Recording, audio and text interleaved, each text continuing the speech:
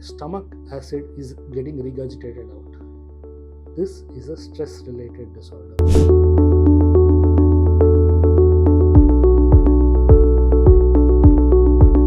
So here, let me introduce to you the biological clock. We have a clock, like you have a clock on the wall. We have a clock in our body. If you screw around with your biological clock, you are screwing around with your own life.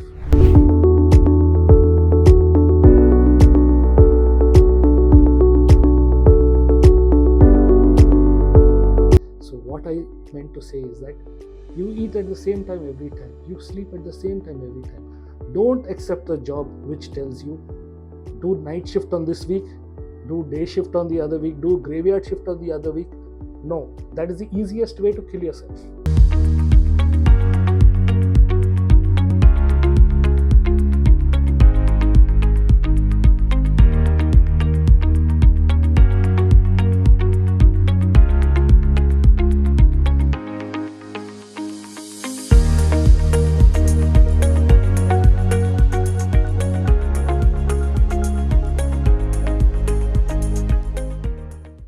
Hi friends, thank you for a wonderful response that you've given for my previous videos.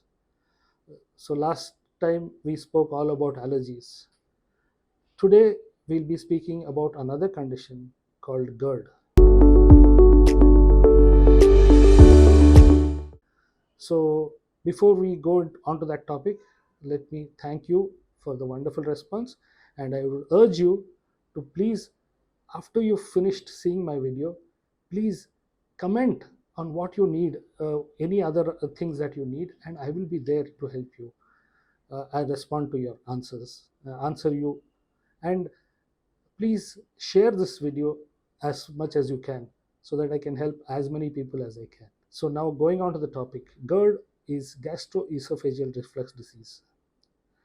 Post-COVID, I've been seeing lots of people suffering, coming to with a plethora of symptoms like heartburn, earaches, sore throat, dry cough, burping, belching, sour liquid in the throat, stuffy nose, bad breath, and discolored tongue, even lips.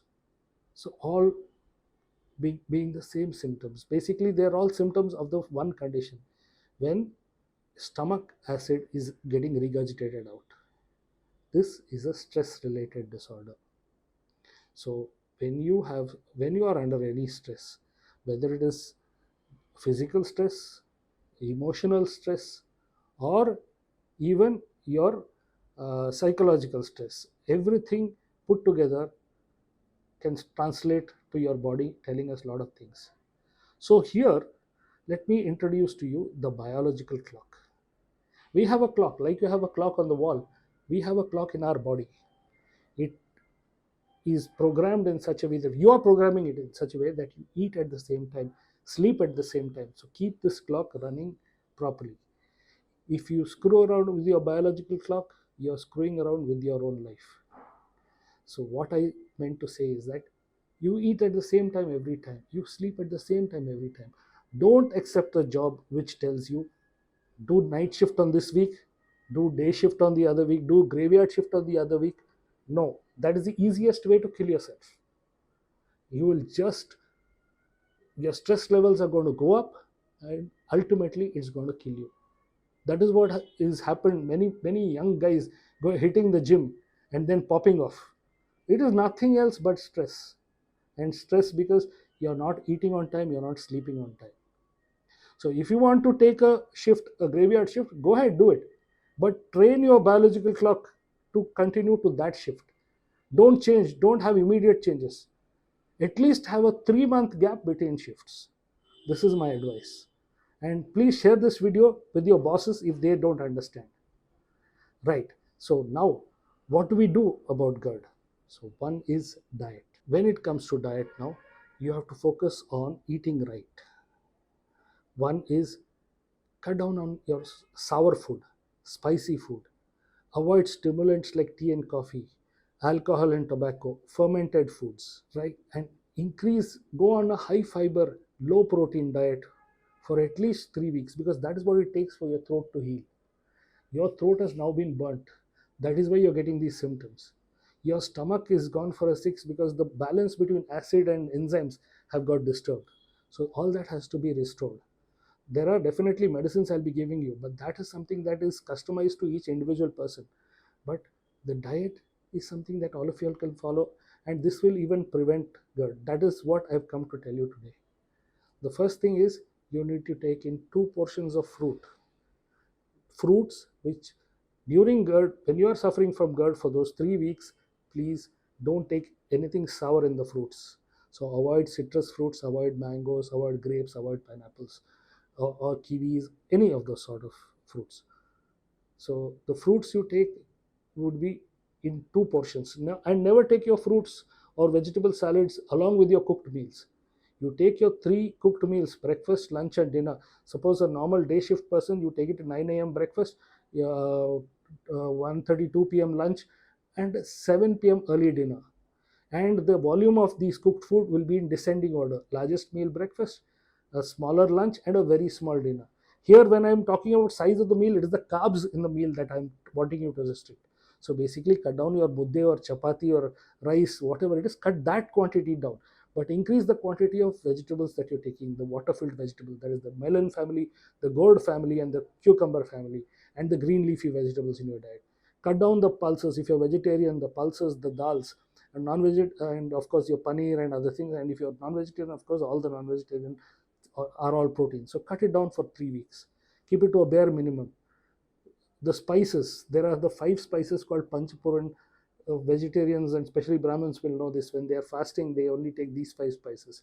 That is jeera, the mustard, then you have got asafoetida or hing, curry leaves, and turmeric. Use only these spices to give you a small tadka to your boiled or blanched vegetables. That is it.